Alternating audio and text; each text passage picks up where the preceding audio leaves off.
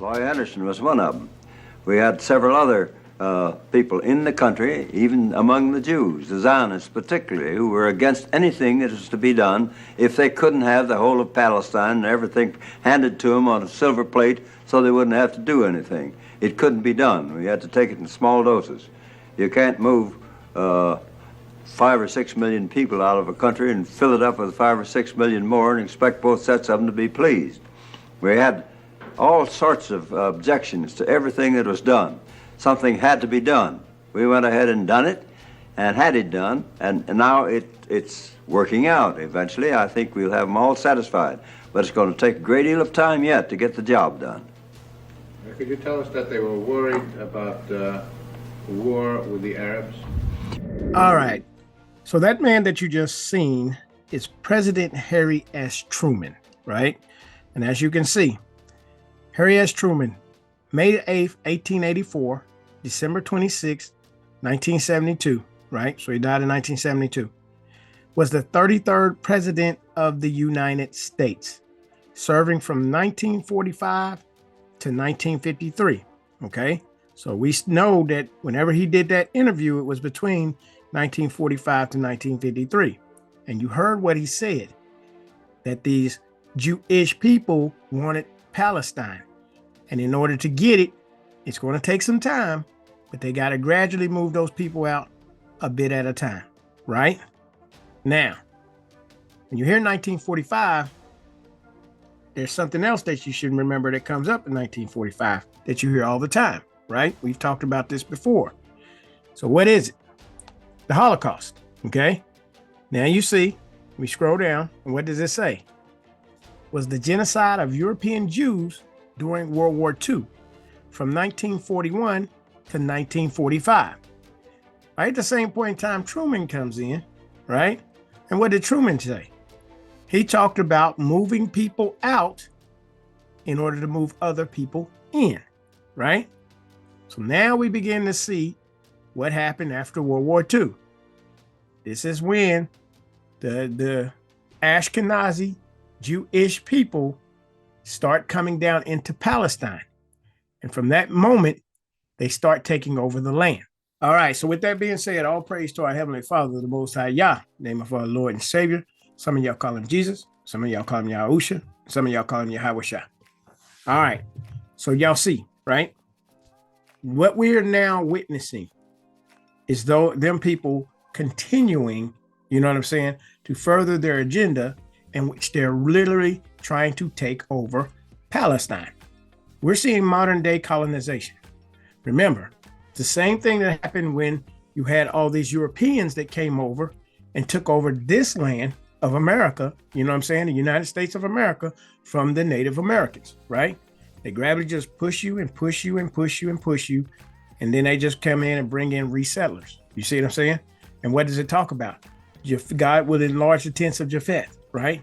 And so Japheth just comes and keeps taking over Shemitic lands. You know what I'm saying? He shall dwell in the tents of Shem. Wherever the Shemitic people is, Japheth comes in and starts trying to take over, right? Notice they don't go down into Africa like that. They may, you know, put their puppets in there, but they don't necessarily go down into Ham's land like that, right? But when it comes down to Shemitic lands, you see they have come in and they pushed and they pushed and they pushed. But this time you're going into the wrong place, because this is prophecy, as we've read in Ezekiel 36, right? Now the Gentiles are coming down here trying to take over the Most High's land. But the Most High said he's going to bring you there to plead for his people, his heritage, the children of Israel, whom you sold, and that you might remove them far from their border, right? But now let's go look at another map. I want to show y'all how this plan in which they've gradually been taking over the land is almost complete, according to what Truman was saying, of taking over Palestine. Let me show you. All right, so what do we have here? Okay, as you can see, in 1917, which is right around the end of World War I, around that time period, you see that there was just, you see the little light blue specks? It was just a little bit of Jewish people there compared to the green where all the Palestinian people were there, right? 1948, which is what we just now talked about, you see, 750,000 Palestinians are expelled. So during this time when Truman was talking about gradually taking it, you see what happened. They came down and started gradually taking it. The only areas that really was left is what is commonly known as the West Bank, which is this area here, right? And the Gaza Strip, which is this area here, okay? Now, what you see as of 1995 in the West Bank over here, they've gradually been taking it over, okay? Now where we are, you see they're trying to take over the Gaza Strip, you see? So this is all just a plan for them to completely take over that region. So now let me show y'all this next clip and you can see, remember, the United States has been involved in this from day one. So before we start talking about AIPAC, I first got to let y'all see and show you this ain't nothing but a land grab. All right. So remember, this area here is the West Bank. This area here is the Gaza Strip. Let's go to the video. So this is some Wall Street Journal reporting, and it dovetails very well with what we were talking about in the West Bank, the reality in the West Bank, because this plan looks a lot like they want to turn Gaza effectively into a new West Bank. So the headline here is a U.S. plan splits Gaza in two, one zone controlled by Israel and one by Hamas.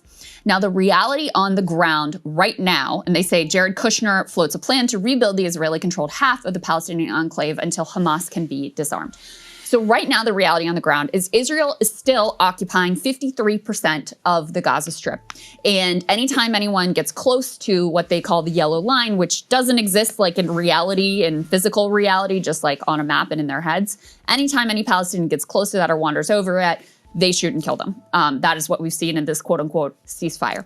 So they want to use the part that they occupy as effectively a cudgel to begin the rebuilding process there and allow potentially some of their, vetted like gang affiliated people into that area. And then to use that to pressure Hamas as like, now you have to disarm because Palestinians want to come over and live in this reconstructed area, and we're not going to do any reconstruction in the area that the overwhelming number of Palestinians remain in and that you remain in control of. So that is the idea. Interestingly, people just caught this. I didn't note this from the 60 Minutes interview with Kushner and Witkoff originally, but in that interview, and this is going to be D0, guys, Witkoff talks about how they've been developing this quote unquote master plan for 2 years. And Jared Kushner gets a very uncomfortable look on his face when Witkoff uses that language. Let's go ahead and take a look at that. Part of the plan is the reconstruction, the rebuilding of Gaza. Mm-hmm. And you're builders, you've been in real estate. As you said, it's extremely complex. Tell us more about the plan and how much it's going to cost, where's the money going to come from, and who's going to award the contracts? 3 questions. I think it's going to cost a lot of money. What's a lot of money? The estimates are in the $50 billion range. It might be a little bit less. It might be a little bit more. I happen to think that that's not a lot of money in that region. You have governments that are going to jump on in. And so the Middle East countries are going to provide the money? You'll see European participation and so forth. I think the beginning of this plan is how to get it going. And that's what me and Jared work on all the time. The money raising, we think, is the easy part. We think that happens relatively quickly.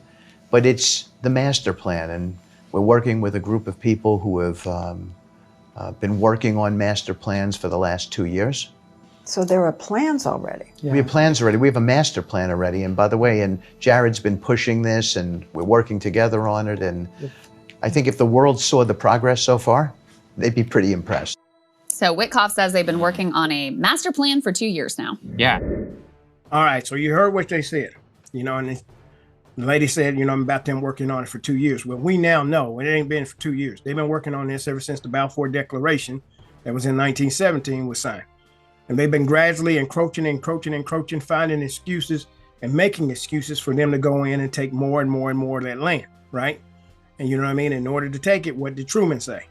We got to move people out and then gradually move people in, right? Now, remember when all that persecution happened after World War II with Hitler? Hitler was raised up. Next thing he persecuted. Next thing they got all these people to come down into, you know what I'm saying, to Palestine. And then they said, oh, the Most High brought them back. The Most High, this has been a great thing, you know, and God brought them back, and this is fulfillment of scripture, right? But you also understand what's happening right now. They got that war going on also with Russia and Ukraine. If you're going to start moving all those Palestinian peoples out, and then you're going to start coming in and reconstruct, who do you think is going to come down? See, the Ukrainians are having their stuff bombed to smithereens too. Now, the next thing you know, they're going to be put in a position where if they go down here, and he's told you European countries was going to do it. You know what I mean? He tried to make it look like Arabs at first. Well, Arab countries or whatever. You think the Arabs are going to just sit here and fund for a bunch of Europeans to come down here? You know what I'm saying? The bottom line is they did it before when they brought people out of Germany. Same thing they're going to do when they bring people out of Ukraine, right? Because Russia ain't going to let them people just stand up there beside him.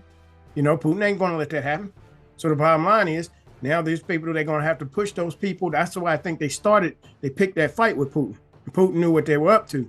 Now, all of a sudden, those people are going to have to come, you know what I'm saying, in order for them to come out of Ukraine, you know what I mean, basically be forced, just like the people were forced to come out of Germany and end up going down there where they're clearing out these Palestinians so you can get people to come down here, you know what I'm saying, and start rechanging the face of the Middle East, you see.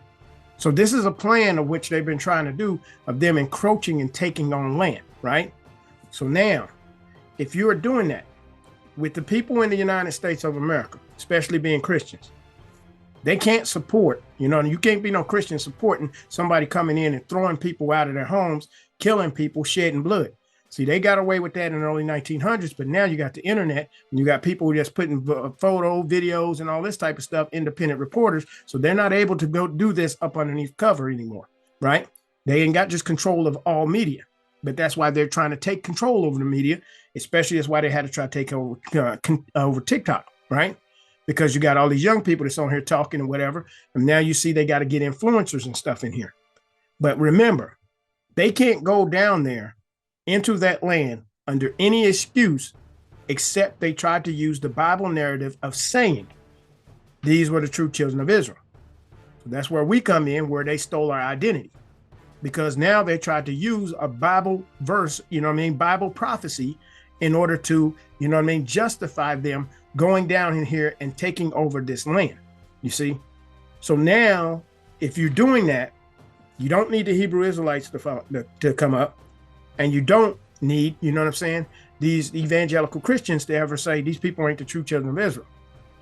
But what have they done all of this time, right? Because what you see is United States politicians, you know what I'm saying, who have been heavily influenced to always stand with these people taking over the land. You know what I'm saying? We're standing, you know, in unison with this land grab. And now it's causing a problem because the regular common Joe people are saying, no, man, you ain't supposed to, that's wicked, that's evil. But there's a certain group of individuals who always go and they fund these politicians to make sure that these politicians will stand with this Zionist land grab, right? And if you don't stand with this Zionist land grab, then the bottom line is they will work to get that politician out of there. So you see, your politicians are not about them serving you as your best interest as an American.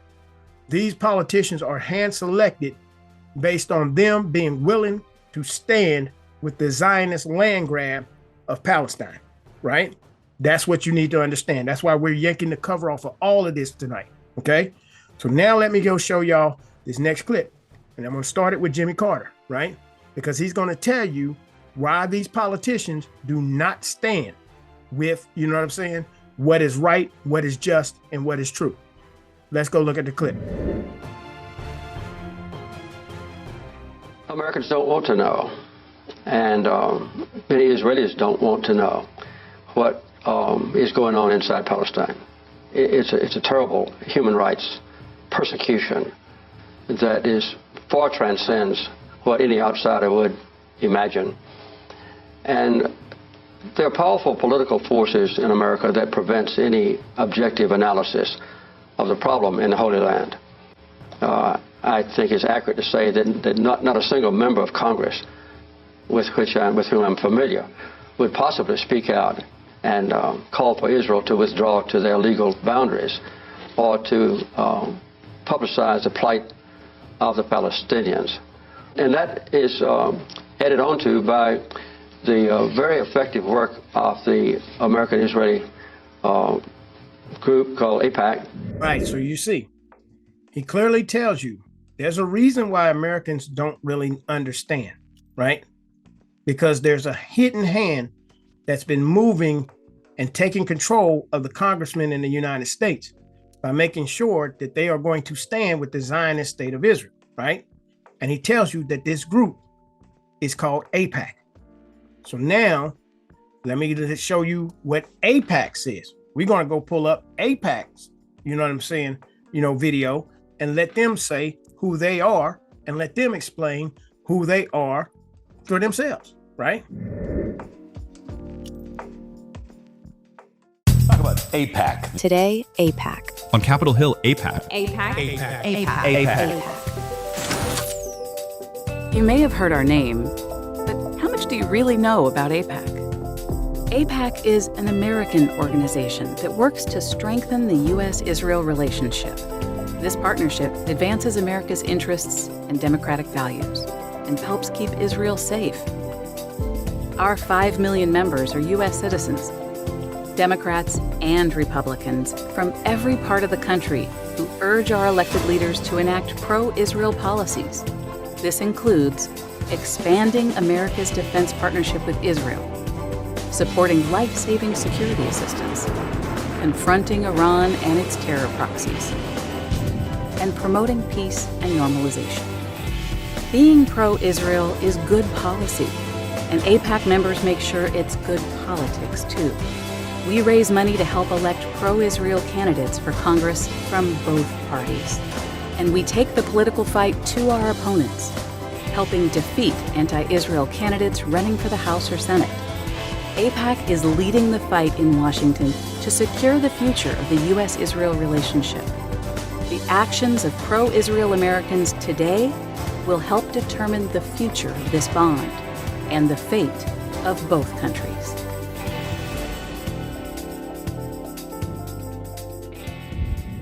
So now y'all heard that for yourself, right? You heard what I've been telling you, how they fund both sides. They don't care. They blatantly told you, both Democrats and Republicans, right? And they work against any candidate who comes up that's going to try to go against Israel. They will work to get that person, defeated in the elections, right? So now the bottom line is these politicians start understanding, we seen, you've heard them say it, it's straight up about Congress. These politicians try to go against them, then they will work to try to get that politician removed to cause him to lose an election. And see, that's why, a lot of AIPAC funds different politicians. It doesn't matter whether they're Democrat or Republican. So see, here you are going out here thinking, oh, I'm gonna get this guy because this guy's saying he's gonna do this for us and he's gonna do this for us. And they're only, you know what I'm saying? They don't care about the Americans and them people doing anything for Americans. You didn't hear them saying that AIPAC does things, to make sure Americans are living their best lives and Americans are doing this, No, it was all based off of their support of Israel, right? That they would have pro-Israel stances. If they don't have a pro-Israel stance, they don't care if you're a Democrat, they don't care if you're a Republican. They will run somebody against you to defeat you so that you lose your seat. Let me show you the next clip and you will see it in action.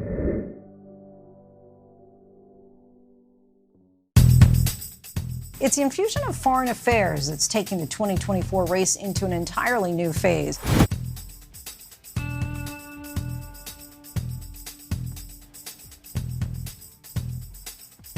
A firm believer that no candidate wins an election on their own.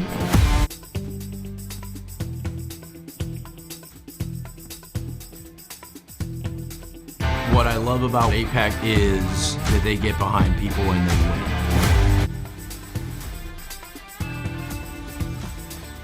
AIPAC comes in, it's like someone threw you a life raft. This week, the group secured its first major victory of the election season. Fresh off of that victory, AIPAC has already set sights on its next target.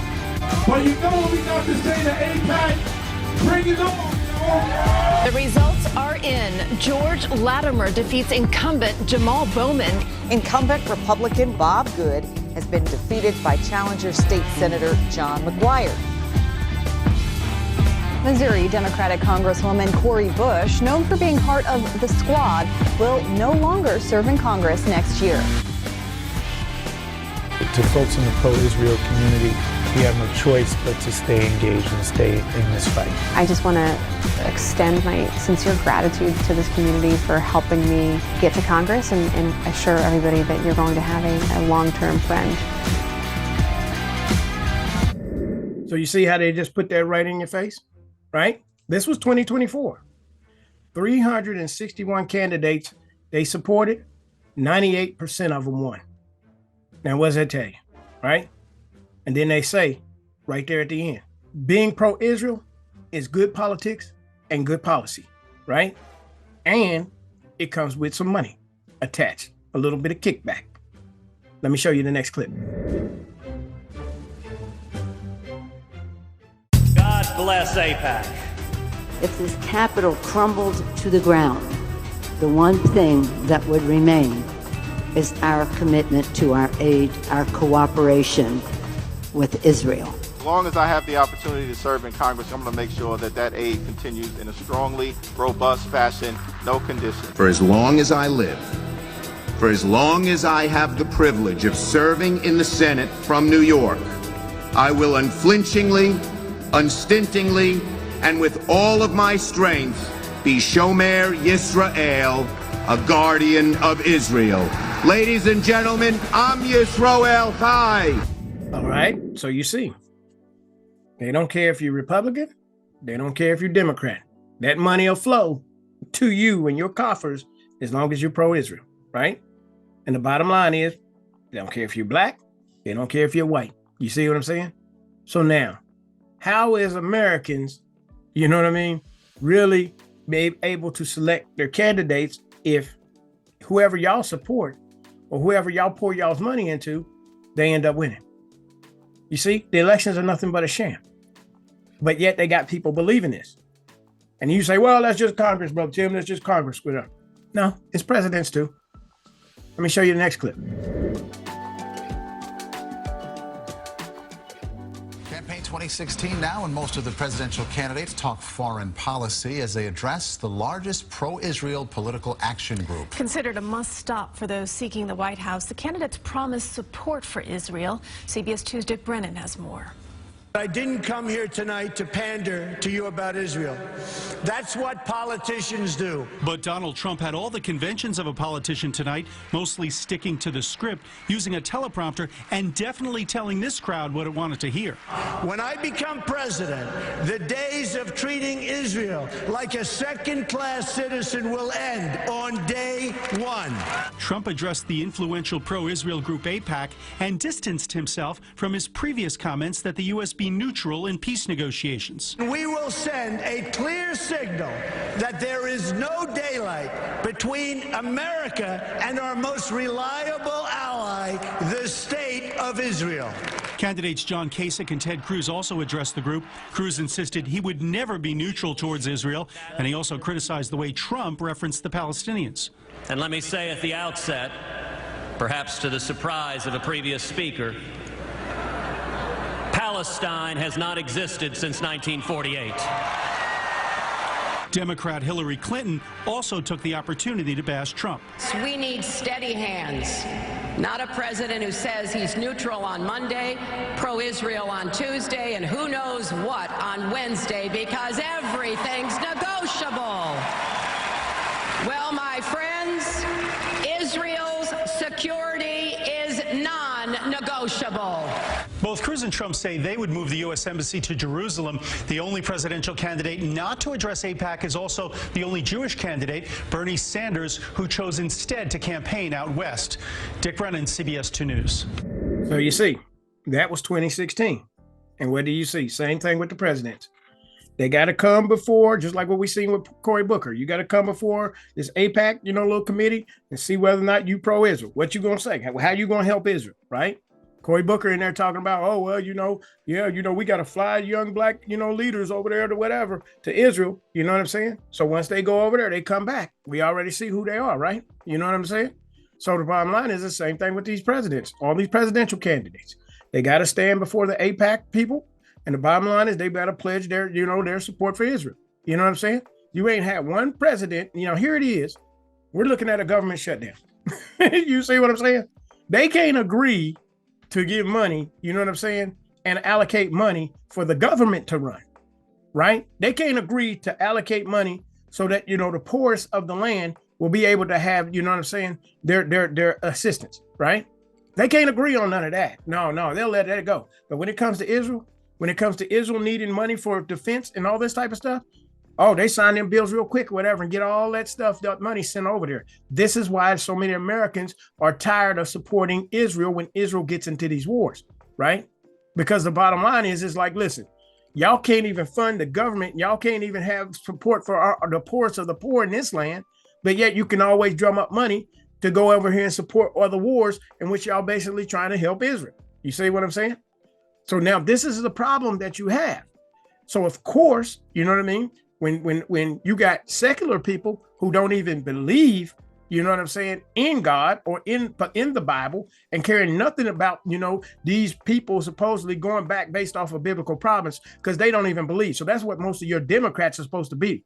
You see what I'm saying? Except for your black Democrats, you know what I mean? But when it comes to the Republicans, they were all on board just because they believed that Jesus was Jewish. That's what they've been told, right? And that Jesus, you know what I'm saying, kinsmen were the Jewish people who've been scattered. And so we are doing our Christian duty, right, to go down and to fund this state of Israel so that the Jews can come back to their promised land and the Father will bless us, right? So that's what they have been taught in these churches. But you got to understand, these pastors have also had to go over here and deal with AIPAC. You see what I'm saying? Now they're supposed to just be a political action committee, but yet you got pastors and stuff that's involved in all this. Let me show you.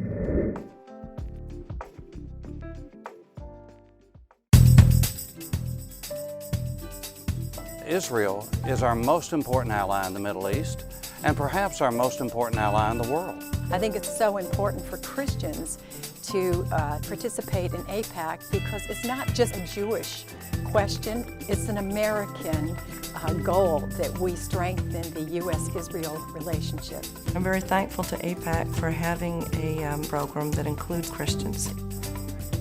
The buzz in our church is that we can now tangibly do something for Israel through AIPAC. Now I can go from being on the sidelines, being a fan, so to speak, of Israel, to now I have a team to play on with AIPAC. As a man of faith, my spiritual roots have always been in Israel. I'm very grateful for the warm reception I've always received. My goal is to build friendships between our faiths, so I'm very proud to be a part of AIPAC.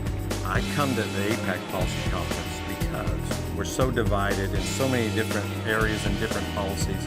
And for once, at one time, in one building, in one city, we all stand together in agreement that we support Israel and we stand with Israel. And the reason I come is because I can't stay away. I love it. No other place other than AIPAC would give you the opportunity to speak out to your senators, to your member of Congress. It's our right, and it's our duty to make sure that we lobby our congressional members to let them know about the issues that are important to us. Well, being involved in AIPAC, I feel like I'm making a difference. I feel like our church is making a difference. I feel like we're tangibly doing something to make an impact on Israel. I don't ever get involved in something unless I really believe in it, and I really believe in AIPAC, and I really, really believe in Israel. So now y'all see where this whole indoctrination of evangelical and right-wing Christians come from, right? Because they need them to sell the narrative to Christians, right? That Jesus was Jewish, right? So we are just helping Jesus' kinsmen come back to their land and this is the fulfillment of prophecy, and this is a wonderful thing and whatever, even though it does not line up with scripture whatsoever, right? So now you see, enter in the Hebrew Israelite awakening. We had our identity stripped as being the true Israelites, so that these liars could sit here and say that they were us, when the prophecy is about us having to be regathered to our homeland.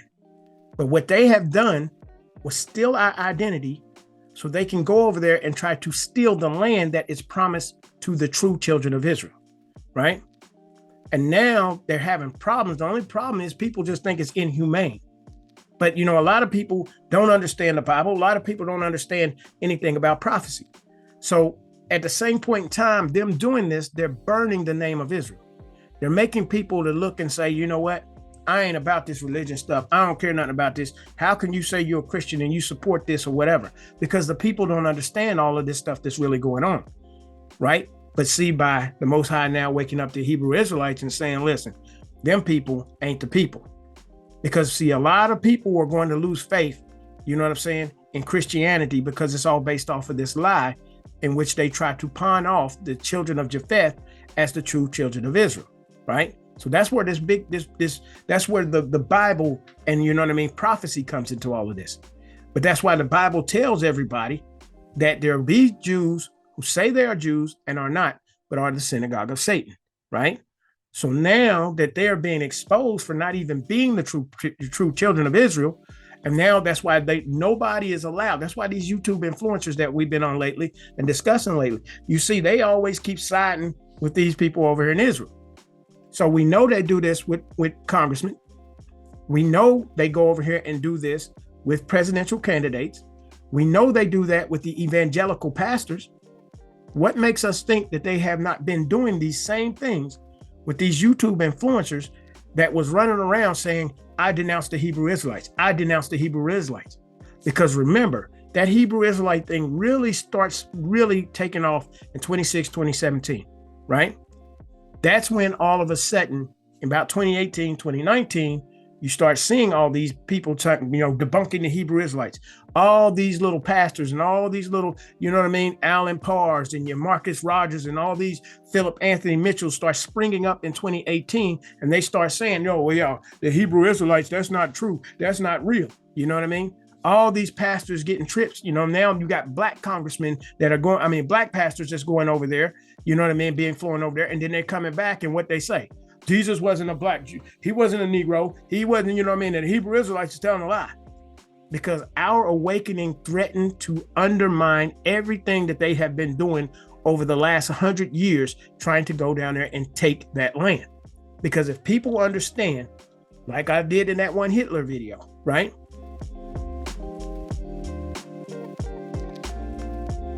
Like what Hitler, allegedly claimed to have said, that if everybody in America really understood that the Negroes are the true children of Israel, then you are not going to lose your faith when you see all of this nonsense happening, of which them trying to get the land and fighting back and forth with the Arabs and all this type of stuff when they can't never take the land. You see what I'm saying? They are putting them people down there in harm's way. They don't care, because what we talked about with AIPAC's letter, this thing in the end is all about them causing so much confusion that people get disillusioned with religion, right?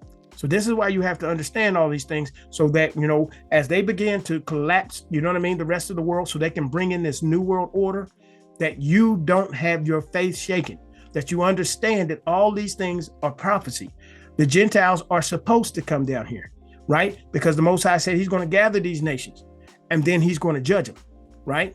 But the Redeemer comes back to get the children of Israel from all the places that they've been scattered, and those Gentiles who cleave to the house of Israel, right? So now people are going to have to make a decision. You got to make the right choice. Do you believe that those people are the true children of Israel? Or do you believe that the Negroes who've been scattered all over the world, taken out on slave ships, yokes of iron put on their necks, had their families split up, sold all over the world, scattered all over the world via slave ships? Do you believe those are the true children of Israel? Because it's going to make a difference, right? And they're about ready to put everybody in place, in a position where you're going to have to decide, are you going to take that mark, or are you going to stand and have faith in the Most High Yah? And then you aren't going to be able to do that in your flesh. That's why I always tell you, you need to receive and pray and ask the Father to fill you with the Holy Spirit, right? This is how important this stuff is, because they are diabolical.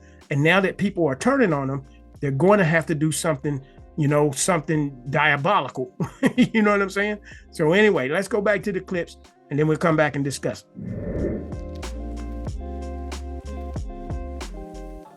Let's go ahead and get to, like I said, dovetails well with what we were just talking about, the backlash to these Israel first policies and the continued pushing by politicians of, making sure that we prioritize Israel above all else. So let's start with this. There's a Wisconsin town hall, a Republican representative by the name of Brian Steele, who is just aggressively booed to the point, and people are outraged over his support for the genocide in Gaza, to the point that he has to actually leave the event, shut down the event and leave. Let's go ahead and take a listen to a little bit of that. People have a right of free speech.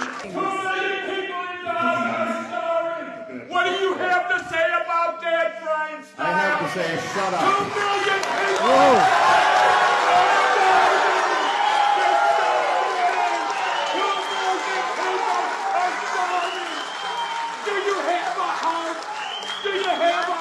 I want to have you address the question that was shouted about the starving children in Gaza. To me, the easy answer to address this crisis is for Hamas to surrender and release the hostages. That ends the war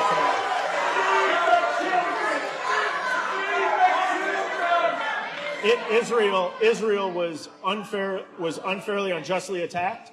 Their civilians were killed and kidnapped by Hamas terrorists. Israel has a right to defend itself. It's genocide! You believe in genocide? Genocide! Help us all! Do something about it! We may disagree with this, and that's fine.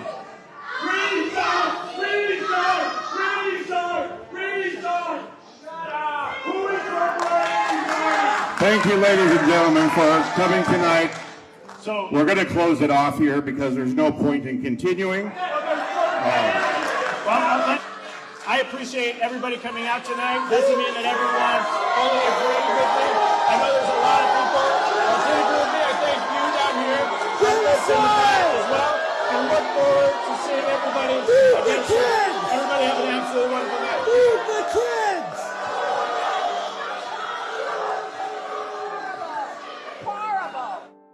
So there you go. And I hope Senator Slotkin takes a look at that footage, because she seemed to believe that people only protested Democrats when it came to this issue. And I can tell you that's certainly not the case, as evidenced by this town hall.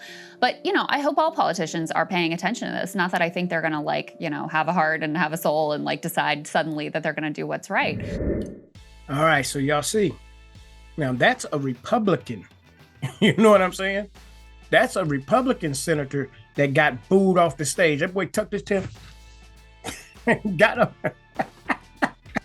But you see, Americans, you know what I'm saying, are not supporting, you know what I mean, the killing of innocent women and children, right? I don't know what type of monsters these people think that everybody else is, but people aren't supporting that. And kudos to those people that stood up to him.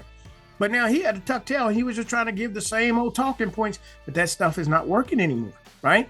And that's Republicans, you know what I'm saying? But now what they're trying to do is start to flip, because this religious right is starting to push against it. And seeing the way they've had them duped was by, by the Christianity thing. But, and then you throw in this Charlie Kirk stuff, and it's just been really blew up in their face. So now they got to start trying to flip the things, and then they start, trying to bring the Democrats. You know what I'm saying? Now, what you're going to see now with, before I get to this clip about the Democrats, I want you to see this clip with Matt Gaetz, because he talked about how he went over there to Israel and how basically they had to go over there and then they had to get propagandized. You see what I'm saying? So when we got these so-called little, black preachers that want to sit up here and talk against the Hebrew Israelites, come on now. You see what I'm saying? Everybody is starting to be scrutinized, just like that senator. If you start talking too much pro-Israel, you know what I'm saying? Too much, the Zionists, Jesus, whatever, and they don't even accept Jesus. You see what I'm saying? They reject Jesus, All of y'all, are suspect. I don't care who you are, right? And that's the problem that now they're beginning to have. But like I said, if you push these people in a corner, sooner or later, they're going to have to show their ugly things. You know what I'm saying?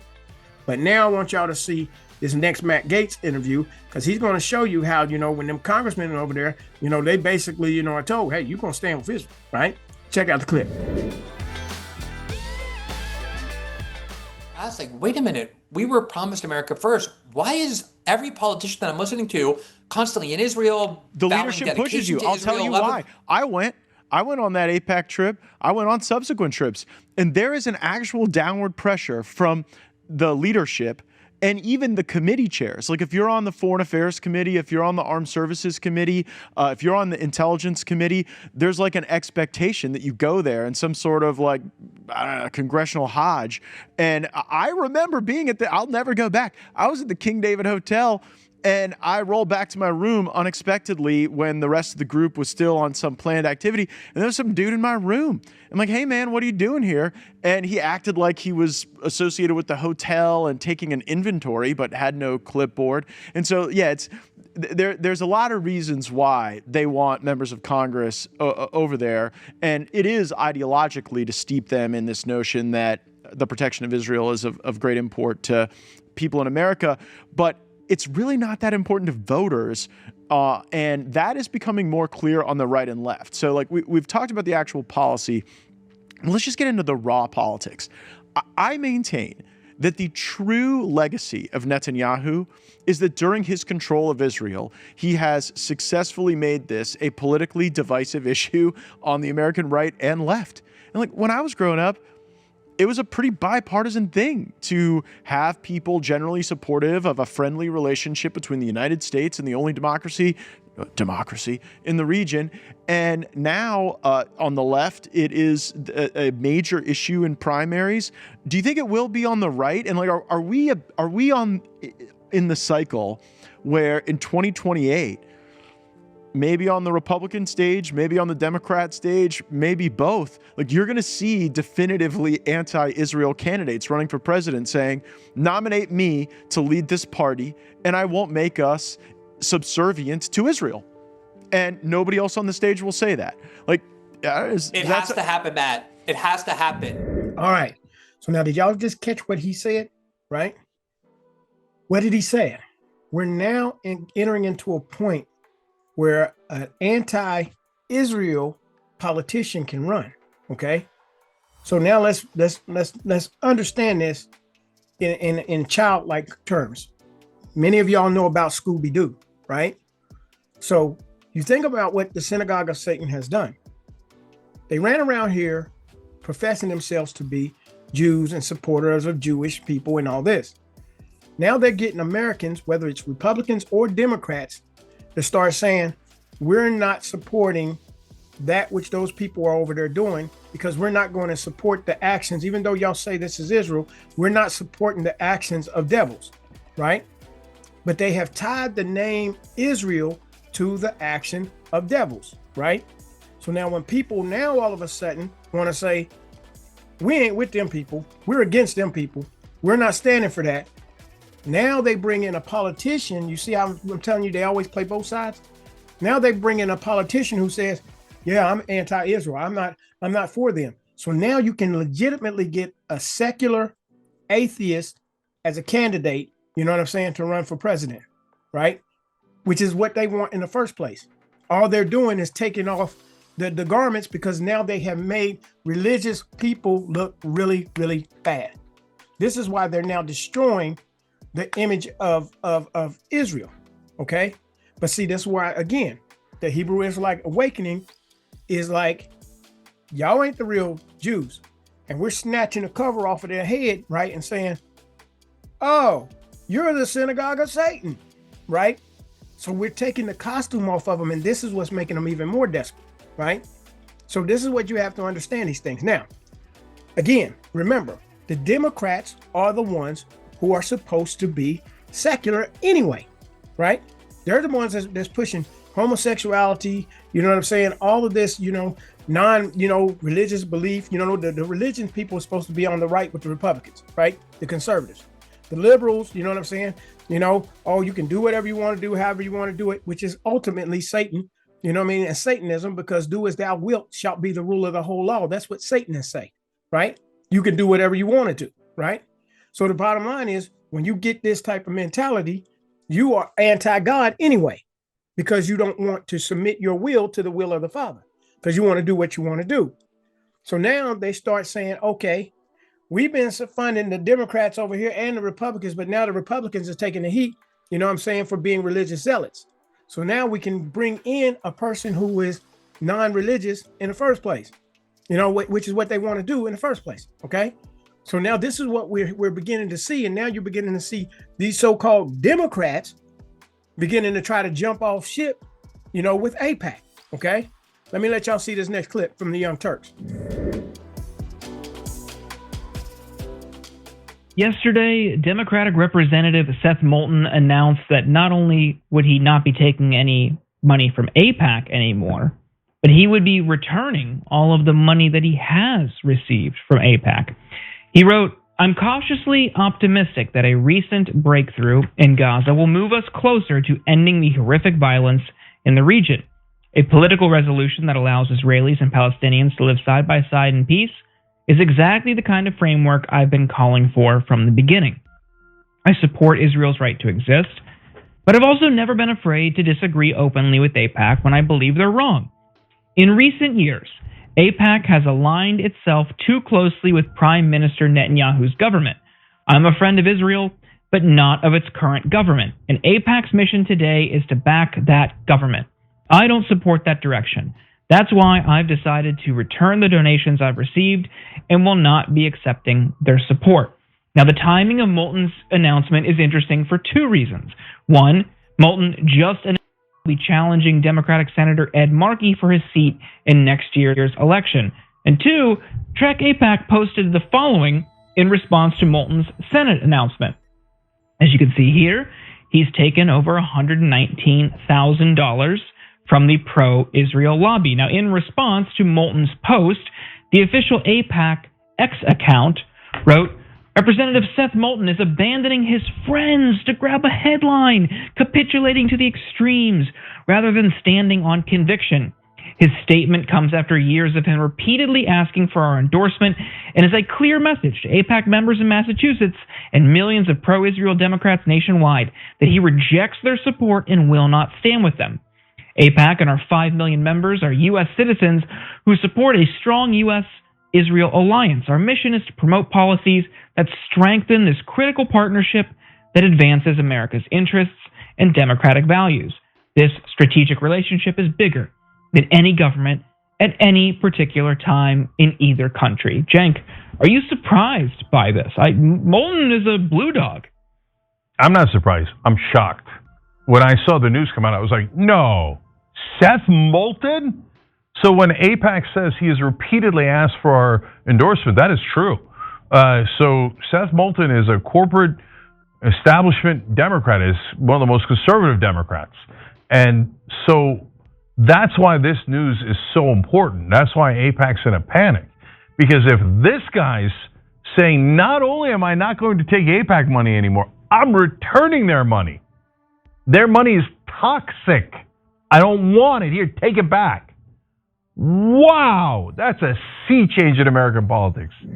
All right. So y'all see how the Young Turks framed that, Rather than taking the position, man, he's taking so much money, all this type of stuff. I don't believe him. He's only changing because a whole lot of people are changing, right?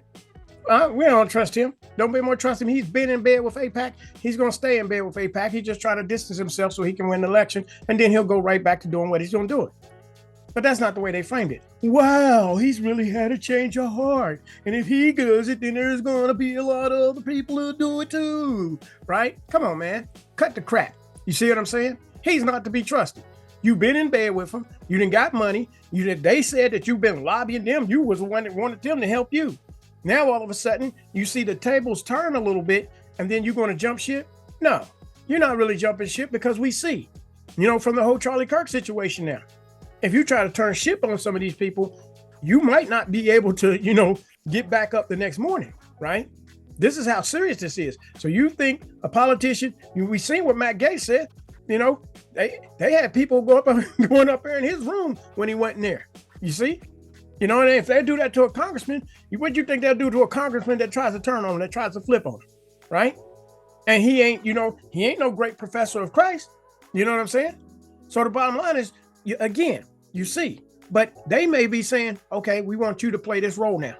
Act like you are, hide your what's the name with AIPAC. Tell us you can get the money back, whatever. We'll find other ways to fund you so that it won't look like we're funding you. And then they get their secular candidate to get in, you know what I'm saying? Who basically is nothing more but another puppet of theirs, right? Because these people are not religious.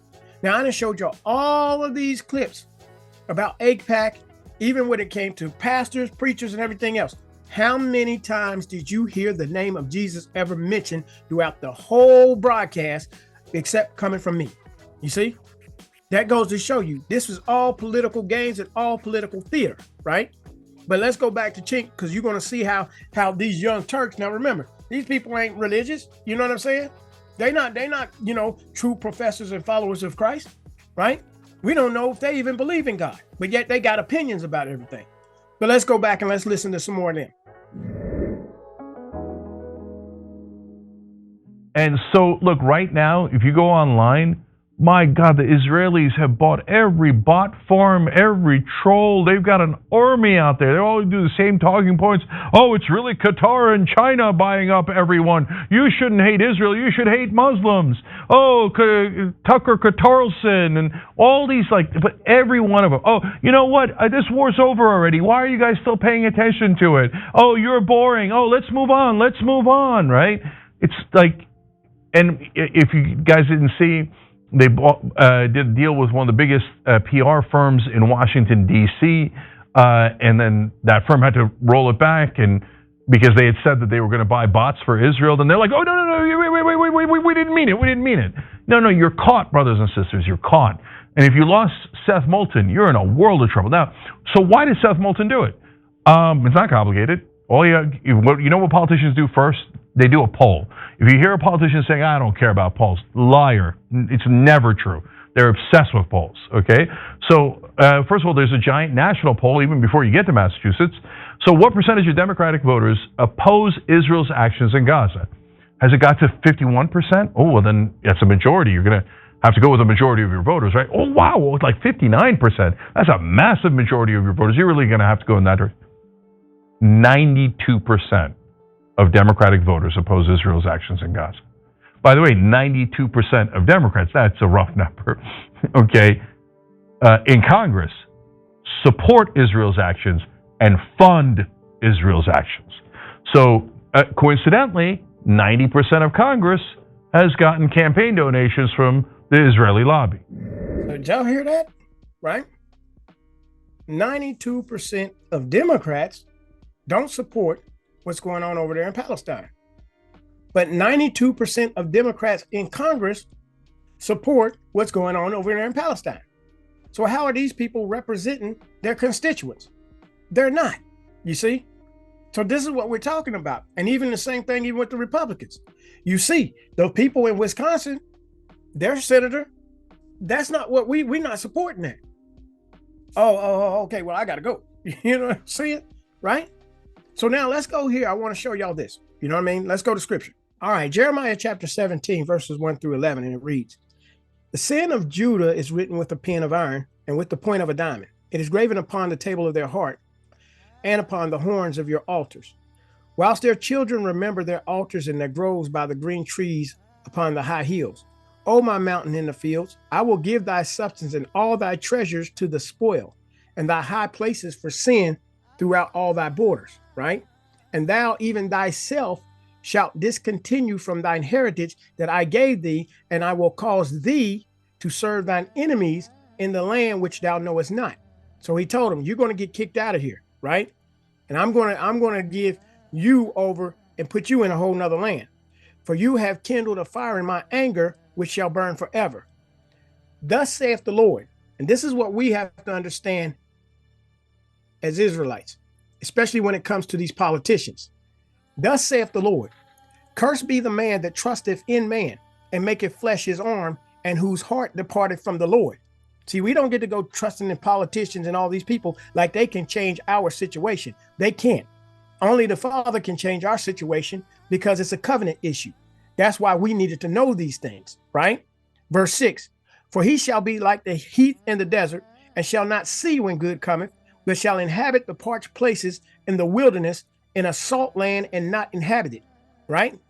Blessed is the man that trusteth in the Lord, and whose hope the Lord is, right? So there's a difference when you putting your faith and your trust in man and politicians and all that, versus you putting your trust in the Father, right? And understanding the covenant and understanding he's the one that has to take care of you. You can't depend on these politicians. You depend on the Lord, right? The Most High Yah, right? For he shall be as a tree planted by the waters, and that spreadeth out her roots by the river, and shall not see when heat cometh, but her leaf shall be green, and shall not be careful in the year of drought, neither shall cease from yielding fruit. So the bottom line is, when you trust in the Father, you ain't got nothing to worry about. But if you put your trust in man, you got everything to worry about. Verse 9, the heart is deceitful above all things and desperately wicked. Who can know it? I, the Lord, search the heart.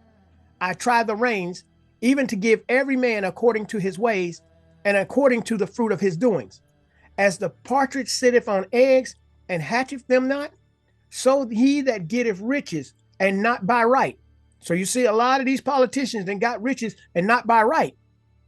But you shall leave them in the midst of his days, and at his end shall be a fool, right? All right, next let's go Daniel chapter 11, verse 14. I want y'all to see just one verse in here. And it says, in those times there shall stand many up against the king of the south, right? Also the robbers of thy people. Now remember, this was the angel talking to Daniel. And he said, the robbers of thy people shall exalt themselves to establish the vision, but they shall fall. So the people who stole our name and stole our identity shall exalt themselves to establish the vision. And that's what they are trying to do, but they shall fall, right? Let's keep going. Next we go Jeremiah chapter 46, verse 27 and 28. What does it say? But fear not thou, O my servant Jacob, and be not dismayed, O Israel, the real Israel. For behold, I will save thee from afar, and thy seed from the land of their captivity, and Jacob shall return and be in rest, and at ease, and none shall make him afraid. Well, we see that's not happened with them people, because they haven't been returned from captivity, because they never went into captivity, right? Verse 28, fear thou not, O Jacob, my servant, saith the Lord, for I am with thee. For I will make a full end of all nations whither I have driven thee. So this is why these people better understand. This is why you Gentiles better understand. Because except you cleave to the king of Israel, you see what I'm saying? Yasharel, Israel, you know what I'm saying? Yahweh, Yahusha, Jesus, and his people, the true children of Israel, you're going to get destroyed, right? So it behooves everybody to understand what's going on.